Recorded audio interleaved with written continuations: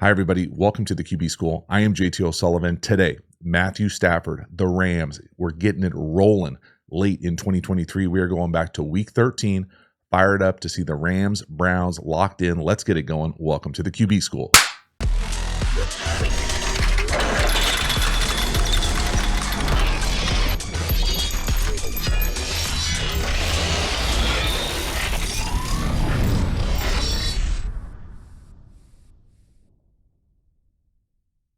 Before we dive into the video, quick reminder about the Quarterback School Patreon community. This group is the foundation, the bedrock of the channel. If you want even more Quarterback School content, hop over to the Quarterback School Patreon community. The link you can find at the new Quarterback School website. That is linked in the video description. I appreciate your support. As for this video, let's get into it. Matthew Stafford, the Rams, doing their things versus a very good Cleveland Browns defense. Early here, we're going to get a check. We're going to get to the house. Nakua, the number 2 up top, to the post. We're calling this A dot. Oh my God. The earmuffs me here. Earmuffs me. Okay, I'll give you time. Fucking laser. Unbelievable throw. Check the look off to the left. Hit the back foot, rip it, buzz the tower. 44's got his back turning, only covering the width of his shoulders. An absolute dot. My God. How do you even know to check here? Okay. Whatever their clues are, whatever film study they got going, you love to see it. This sure looks like a borderline 0 to me. They're going to end up playing what I'm used to calling non-traditional Tampa. All that means is they're going to play Tampa 2, right? Half-field player, somebody getting to the middle of the field like that deep hook, deep third. But what they're going to do here is get there with the corners. So the corners are going to be the half-field players. Then you're going to get the 5 underneath with the middle of the 3 linebacker types getting to the middle. And that's who we're going to buzz the tower here, right here at 44. So he's going to turn and run. He's only covering the width of his shoulders, right? You're going to ask these corners to play the half field, and we're going to buzz this thing with the number 2 once they spread out here right to the house. It's a thing of beauty. The anticipation is awesome, but just watch the process here. So the communication at the line of scrimmage, your boy, the GOAT, Brady, loving it. He's got answers to what the defense is doing. Spread them out. 3 by 1. Look at the anticipation. Oh, first of all, check the look off, right? He looks to the left down here to the bottom. Hits the back foot. 1 hitch, 1 reset. That he's throwing it right there. Here's 44. Here's the seam that we're going to take. Right here are those corners trying to play half field on the non-traditional Tampa. You're welcome. NTT, a little Elite 11 fam, talking about it week after. This is world-class anticipation right there. Right? It's been a while, right? Let's enjoy this thing. Let it wash over you. What? Want to increase the font? Want to bold this thing? Italicize? Underline? Whatever you want to do. That is a dot for a massive play. And again, Nakua opening it up there at the end, running away from people. Sort of. Fucking dot. This world-class quarterbacking, man. Now, watch this thing. Look off to the left. So, boom, look off to the left. All right, that's the first part. 3-step from gun. Hit the back foot. Quick hitch. Now we're going to flip our eyes back. 44, the linebacker type. He's looking at us. As soon as he turns, boom. Now we got it, right? So he's got his back turned right here. He's trying to hunt up Nakua to his left, our right. We're going to rip this thing right over his ear. Just an absolute dot. World-class anticipation, accuracy, and then look at the ball. It's a handoff. I love it, man. That's outstanding. That is a beautiful, beautiful throw for a massive early touchdown. Next one here, 1st and 10. We're going to be working the corner down here to the bottom of the screen to Nakua. He's the new number 1 right now, post motion. Bring him back out. He's the number 2. Beautiful catch here at the end. Probably not a perfect throw, but certainly good enough. Really nice job here being able to adjust to the ball. Also, you can see Nakua here on the right. So the DB type that he's running this corner against is going to be outside leverage, right? This is not a premium look to run a corner for most people. But things to pay attention to here, and one of these things that this guy's so good at, he's able to keep his stride through the break. So a lot of times you'll see younger wide receivers, unpolished wide receivers, get up and try to step on this guy's feet and then kind of like chatter, like choppy, chop, chop, chop, chop. And then all it does is slow yourself down. So if you have the capacity to run at someone and keep your stride through the cut, you can keep that separation and sometimes even increase your separation. So just a beautiful job here. Run at him, keep your stride. Awesome. Control your body right there. Come back, open that thing up and catch it. That's a big time chunk. Hit a number of really nice corner shots down here.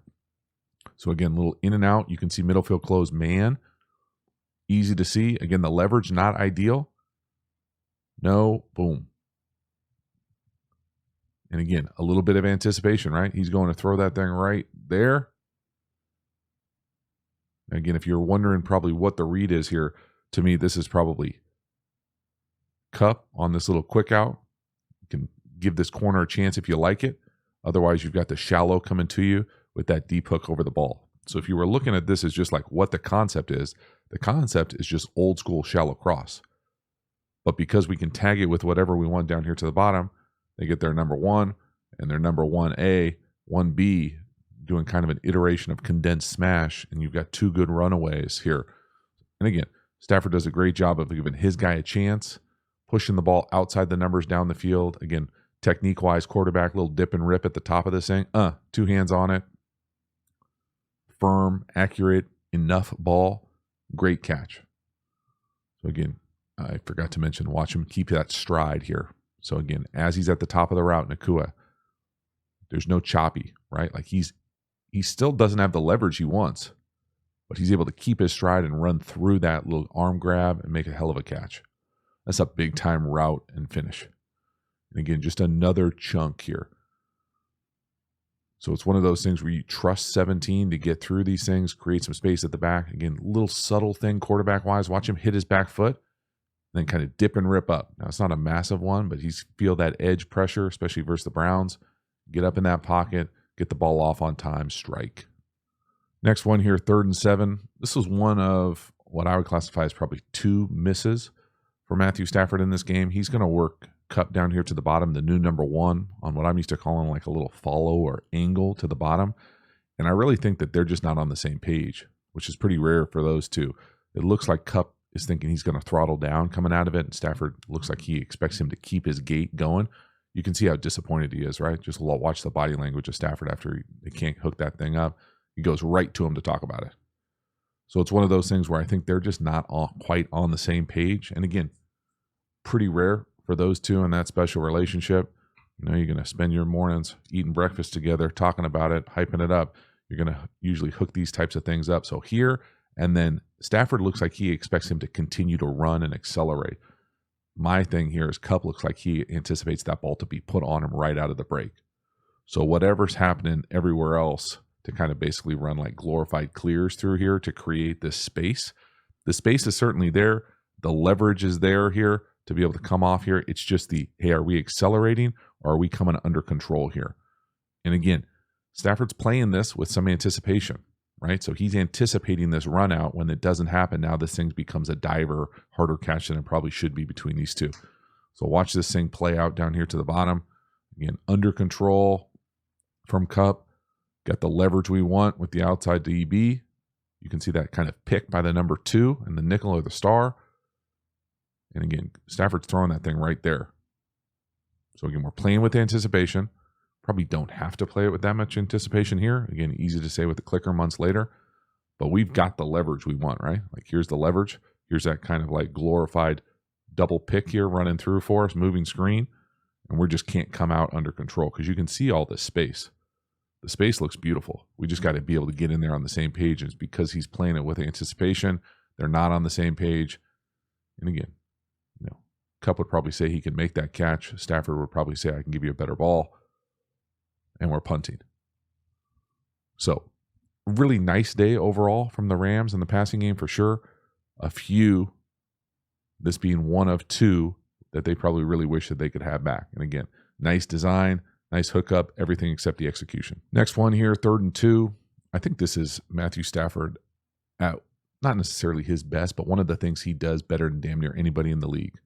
I'm going to try not to make any backside jokes in this video, but his capacity to get from one side to the other, to be able to say no to the left on 3rd and 2, flip around, boom, and be able to get it out with enough tempo, pace on the ball to be able to get a first down. It's a thing of beauty, and he does it consistently. I mean, he has been doing this for a long time. This idea being that whatever he's supposed to be working up top, so let's say that this is a choice route and like a deep out or bench.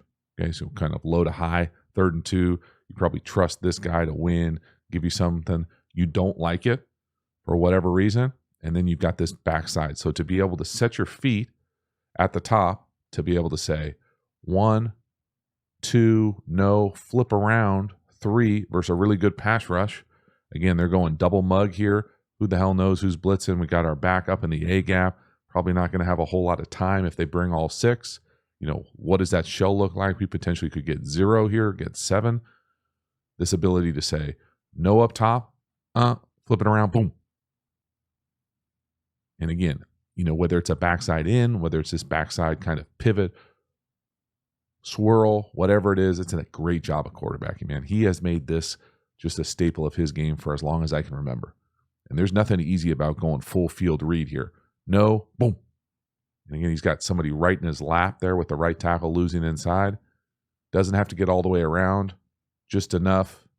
Good strike of a throw right on the chest, and we are moving the chains. Next one here, this is really just an elite play call. 3rd and 4. I know this is a Stafford video, but McVay in his bag right here. 3rd and 4, condensed 2-by-2 formation, middle field closed man, double mug, walked up, got the capacity to bring 6. A little trick of the trade here, when you face these walk up or kind of double mug fronts, if you can run it, and a lot of teams will run outside zone, but if you can get to whatever you want to get to the edge, they're going to be outnumbered, especially if they're playing man. So what I mean by that is you see these defenders walk up. Now it's 3rd and 4. That's the part that makes this play call so special. So 3rd and 4 in the league, you're thinking they're dropping back to pass. Matthew Stafford, 3rd and 2, I've already shown it in this video. So we've got walked up double mug in the A gaps, the interior gaps. It sure looks like man coverage here, right? Middle field closed, right? Man coverage. Well, the crazy thing here is if you can get to the edge, you've got a great opportunity to get the first, because there's no second level defense, right? Everybody's at the first level. So if you get people covered up at the first level, you've got this capacity to potentially squeeze through there for an easy first. Now, the beauty of this design specifically is that, first of all, you've got to have the capacity of your wide receiver, especially your all-pro wide receiver, to block an edge. Okay, so he's going to crack. Or they're going to take the number 1 wide receiver and crack. Now, in man coverage, this play is even better because he's got him, right? He's thinking, oh, he's running a route. He's running a shallow. He's got him. He's thinking, oh, he's going across. So it brings them in so that when you pull this tackle or pull this offensive lineman out, there's no one there because these guys are playing man coverage. They're following it as opposed to zone, where these guys would be just sitting out here waiting for this run.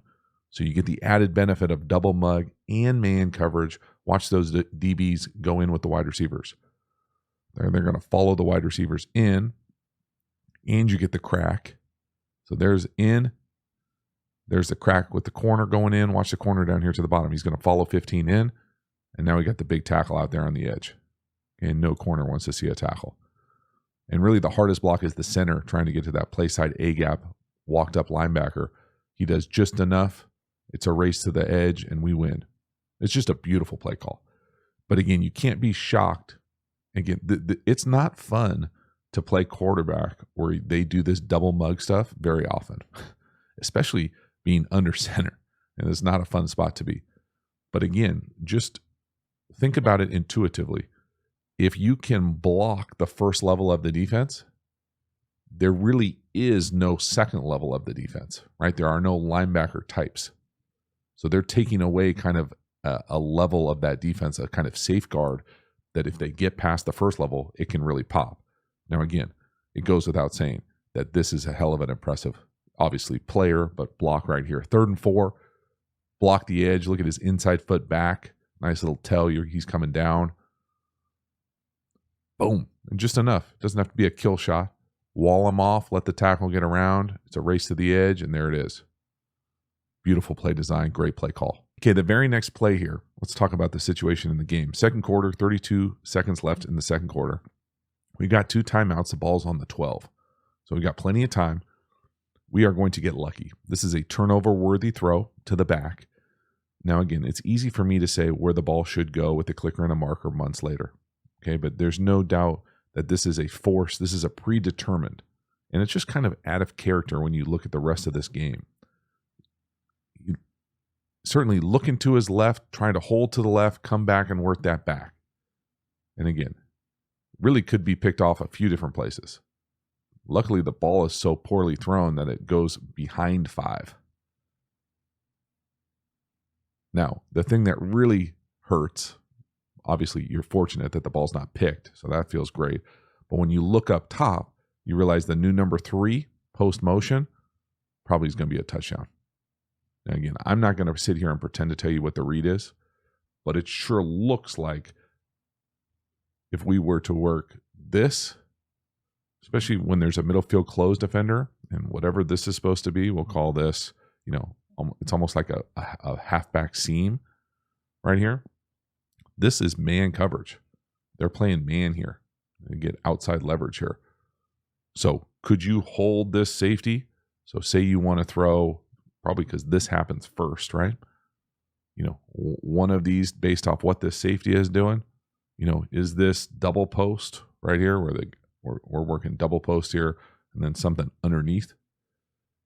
My thing about it is if they're going to play some sort of rat or thief, so what I'm used to calling middle field closed and the extra player is right here.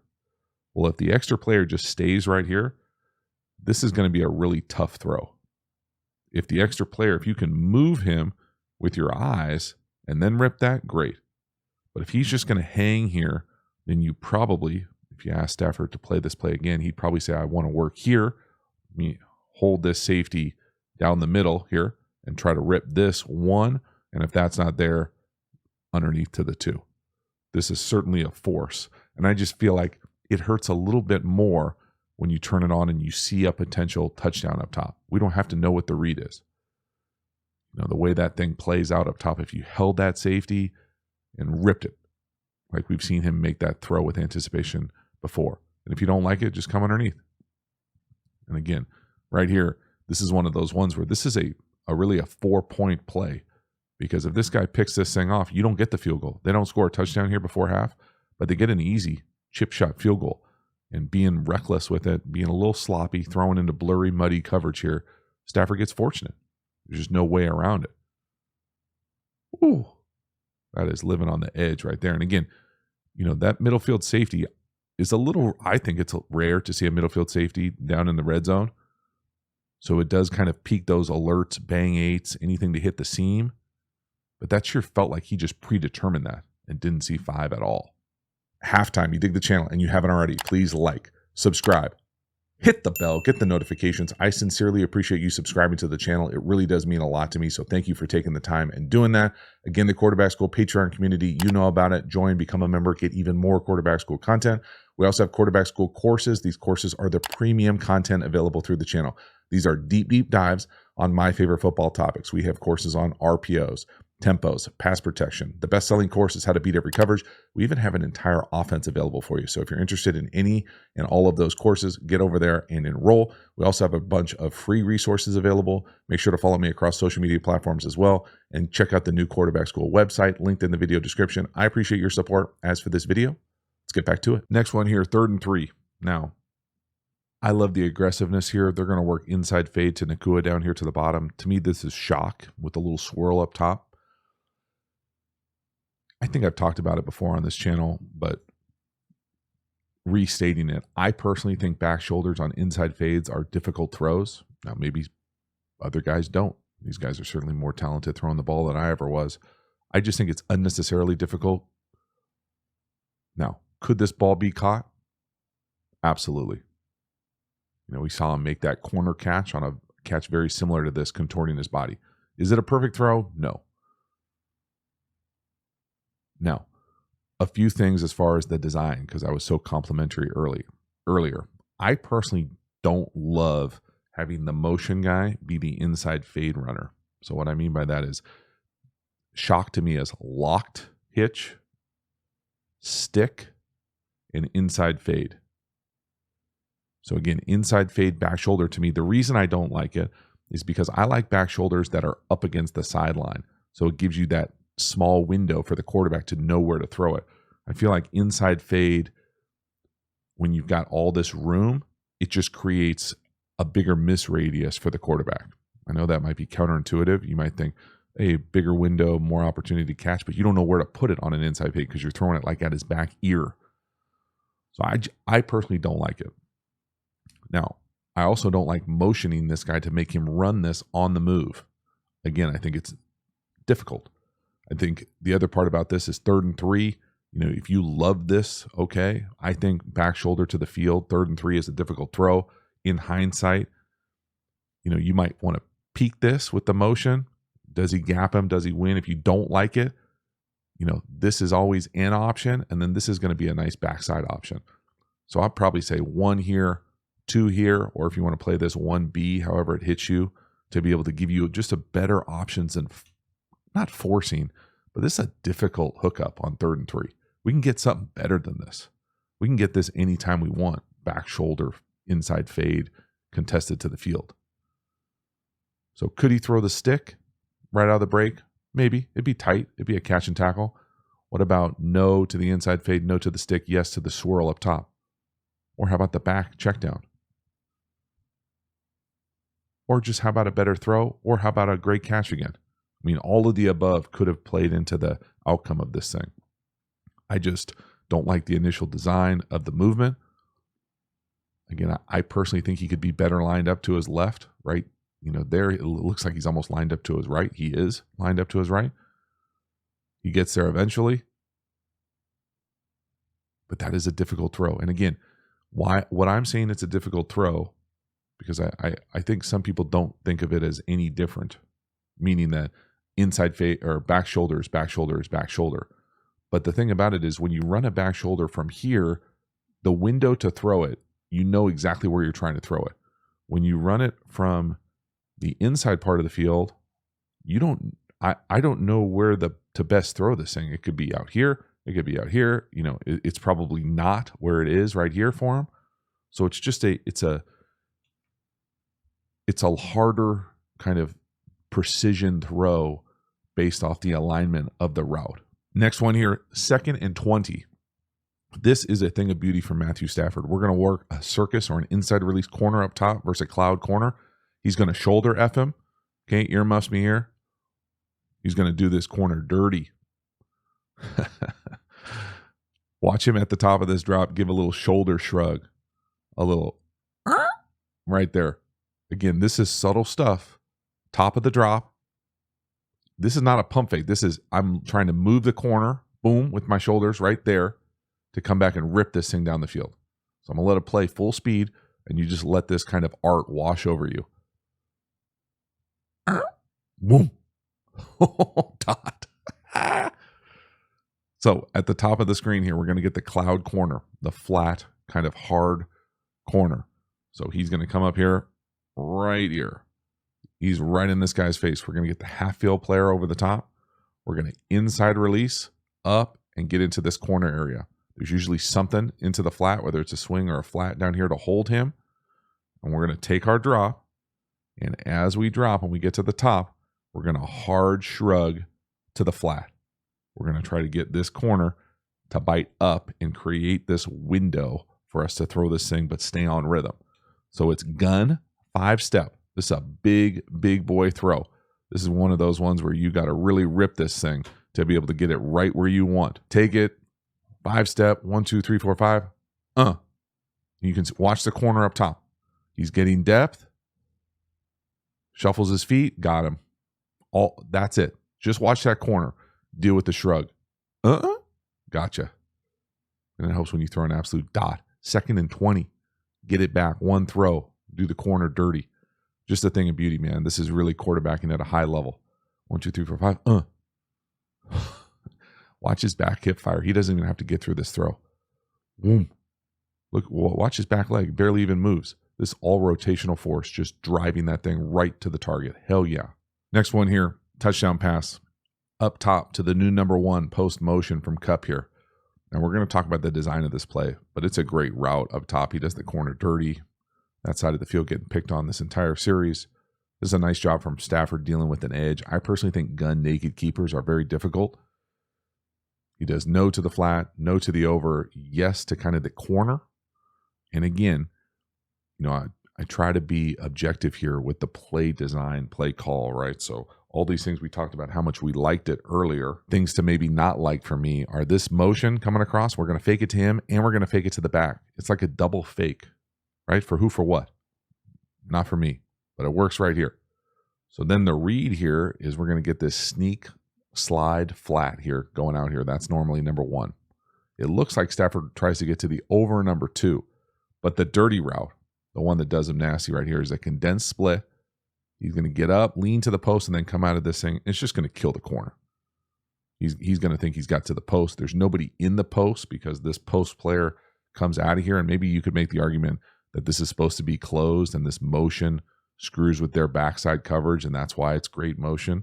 Okay, if that's the case, and this guy comes out of here and this impacts the coverage back here for these guys, I'll nod it to you and say, all right, that's better design than I would have guessed originally.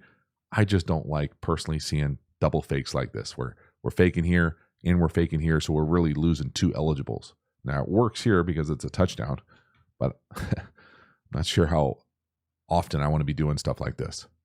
So fake. Okay, now watch that route up top by the new number 1. Sell that over, come out of that thing. Great job by 15. Front pylon, really nice job. And again, you can see Stafford here. He wants to throw the flat. Right there, over, eyes, no, corner, yes. Dot, front pylon. And again, the arm strength, world class, kind of the ability to see it, the vision. So again, you can see right here, he's trying to throw the flat. Not there. Gets his eyes to Nakua on the over right there. Covered. All the way out to the side. Got it. Now, he's got to be able to do that with an open edge the entire time. So no one's blocking this guy. Right? And this is why gun naked keepers are so difficult in my mind. Because there's no real, he can see this edge player, he can see this happen all in front of him, as opposed to like the ball handling that happens under center sometimes. So as we fake across, and as we motion and fake across, we've got to come out of here, and we talk all the time about coming out here with depth. So we're trying to go sneak slide flat, 1, over on the backside, 2, and then we've got that corner coming front side, play side, 3. And he does a great job of working through all that with the defensive end unblocked in his lap. Okay, so there it is. No, flat, no, over, no, corner, yes. Dot. Last one here, 3rd and 4. Okay, let's just look at the scoreboard. 3rd and 4, we're up 1. Ball's on the 4. We're going to start in 2x2. We're going to bring Kupp across 3x1. Put it right on him with great anticipation. This is precision. Earlier I showed that they weren't on the same page. This is tight red zone windows, precision. Now, this is also great design. We talked about what this cross motion or motion in general does to the Browns defensively. Watch him as he comes across here. So this is the motion. There's a few different ways you can handle this defensively. What the Browns do here is what I'm used to calling rock and roll. So they're going to rock and roll these safety types. So now he goes from playing the safety in the middle of the field. Now he's got to come up and cover Cooper Kupp from the 4-yard line. So he's got to come from depth. So just look at where he's aligned here. He's going to try to get over here. He's worried about everything, right? He could do anything. He just comes out here, boop, right here, and we play with world-class anticipation from the 4-yard line and put it right on him. So you've got to see what the motion does to the defense, how the defense has to adjust. So watch that safety, rock and roll that thing at the snap. Okay, look at where he's got his body turned. He's not lined up. Look at the corner. That's the technique you'd love to have. The safety's not lined up. He's thinking, oh, I'm going to get run to the flat for a touchdown. Whoop. Matthew Stafford starts to throw the ball right there.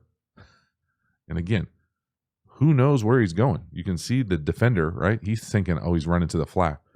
Cooper Kupp puts the brakes on, comes right back in here, but he's already throwing it. This is high-level offense, man. High-level, tight red zone offense, world-class precision. Put it on him, on the body, on the brake. Hell yes. Cup knows it immediately, points right to Stafford. This is great hookup. Get the ball out quickly, right on him. Thank you, sir. Boop. So that is a wrap. Matthew Stafford, the Rams were rolling. Now, was it perfect? No, but it was damn close to being perfect.